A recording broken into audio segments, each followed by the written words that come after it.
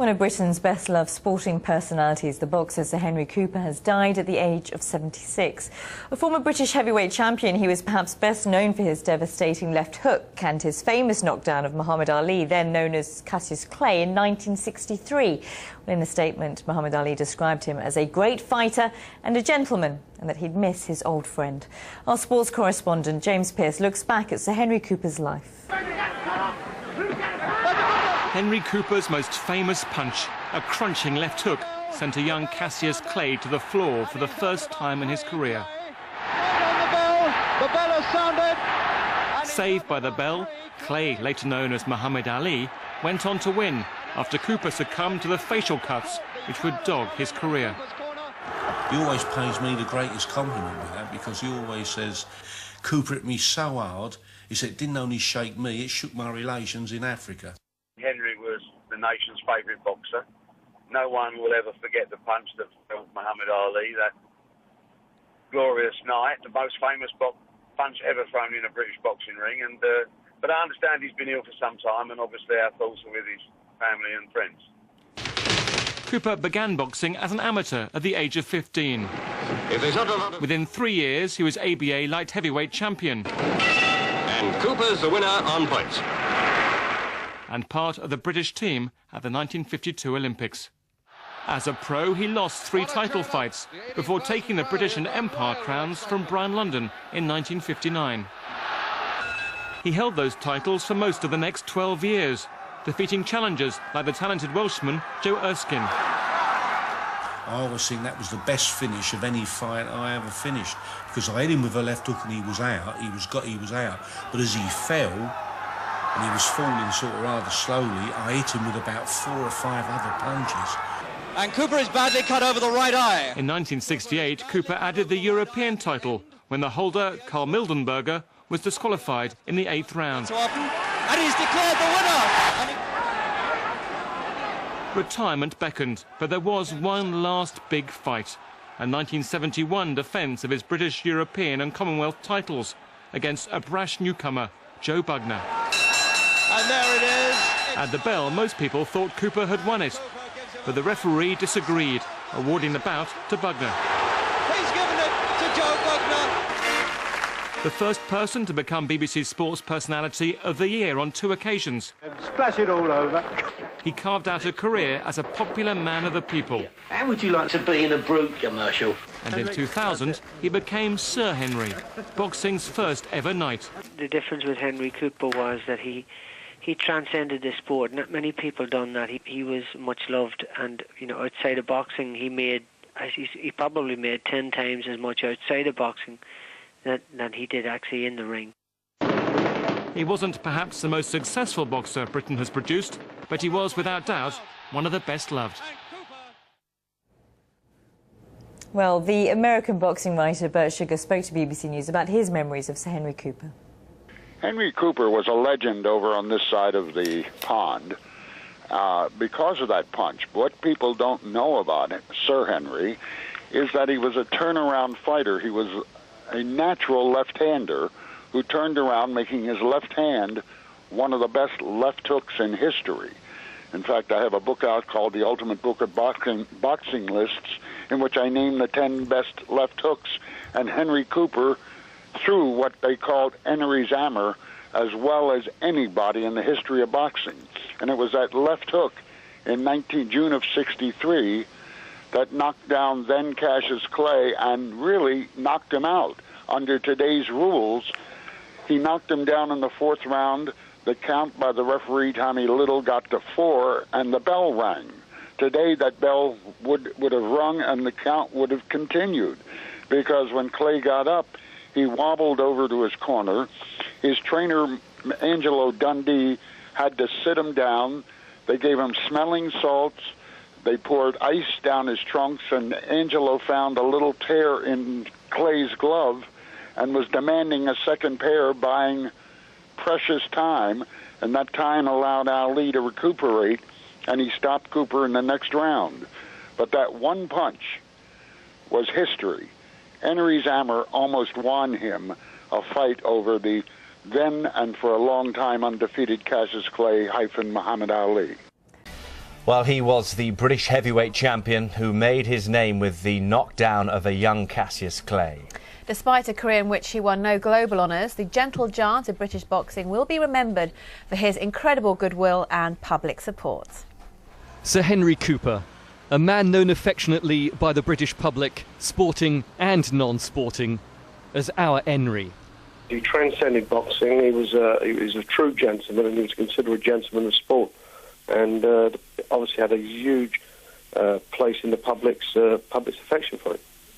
Cooper was most famous for his punishing left hook, Enry's hammer, the punch that felled the then Cassius Clay. The first fight, if that round had lasted perhaps another 10 seconds, there's every chance that Henry would have changed the course of history, because everybody who was there, and I was there, was convinced that he would have knocked him out. Cooper never managed to win a world title, but was a British, Commonwealth and European champion and an inspiration. He'd let you know his opinion, whether you wanted to hear it or not. He'd tell me you got to keep them hands up. He'd say you got to go out there, you got to fight the best, and he did. And I believe the advice he's given to me over the years is worked out great, because I'm now the heavyweight champion of the world.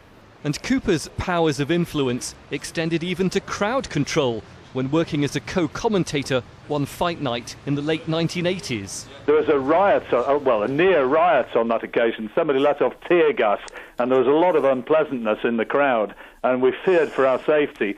Good old Henry got up into the ring, grabbed the ring microphone and said, "Come on, boys, let's have some sense, let's be sensible, let's just behave ourselves."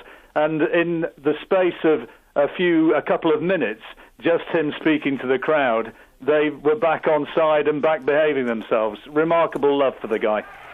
A love that stemmed from two characteristically brave performances against Muhammad Ali. Sir Henry Cooper, who died at his son's house just 2 days before his 77th birthday. Well, Amir Khan believes Sir Henry Cooper was an idol to him and all British boxers.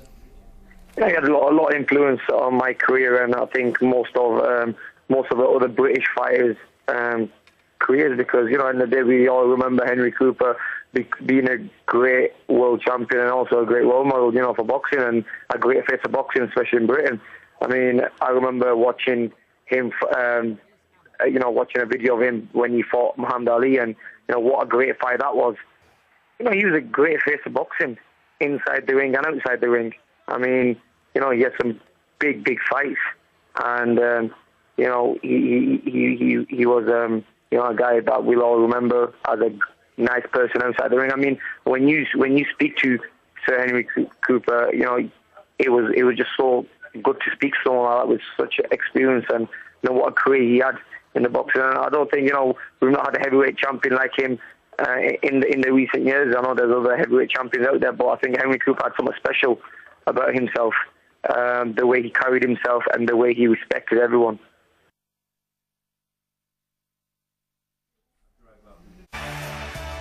I was invited to an event, and they asked me to ask Henry if he could come. Now, Henry Cooper could have easily said, yeah, it's not a problem at all. He had an agent that did all his work. He said, Johnny, listen, if there's one thing in life, make sure you're straight down the line with everybody and anybody. And I'll have to do things through my agent. He said, I'm just giving you that advice as well. And that's what stood out for me. I just thought he was so straight, so genuine. And he's the kind of guy that you want to represent fight. He's the kind of guy you want to look up to. You want the young kids to want to be like, to emulate. And it was just pure respect, just total respect for him. WBA World Heavyweight Champion David Hay said Sir Henry Cooper's advice and influence throughout his career has helped him reach boxing's pinnacle. He was very sort of assertive. He'd let you know his opinion, whether you wanted to hear it or not. He'd tell me you got to keep them hands up. He'd say you got to go out there, you got to fight the best, and he did. He had great domestic fights. Brian London, and he was just a guy who said what he wanted.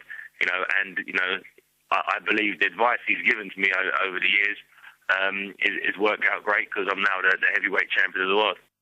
He transcended boxing. He was a true gentleman, and he was considered a gentleman of sport, and obviously had a huge place in the public's affection for him.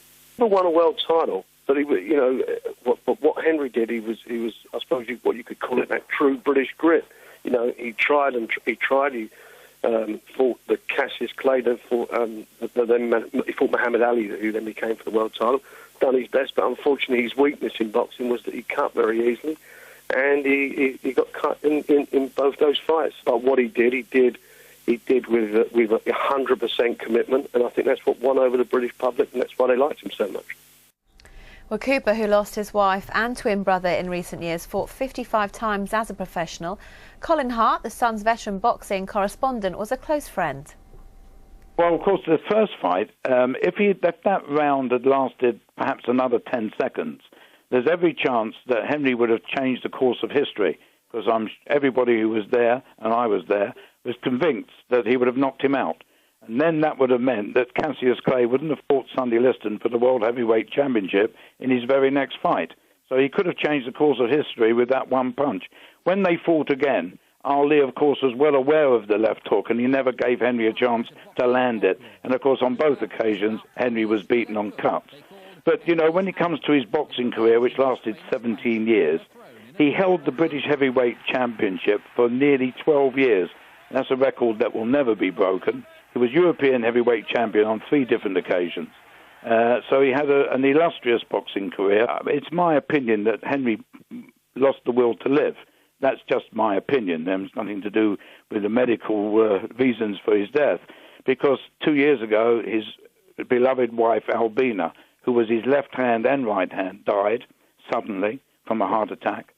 He never really recovered from that. And then last year, his twin brother, George, died. And I was at the funeral, and you could see that, what it meant to Henry to lose his twin brother on top of losing his wife. And I think he went downhill from that moment.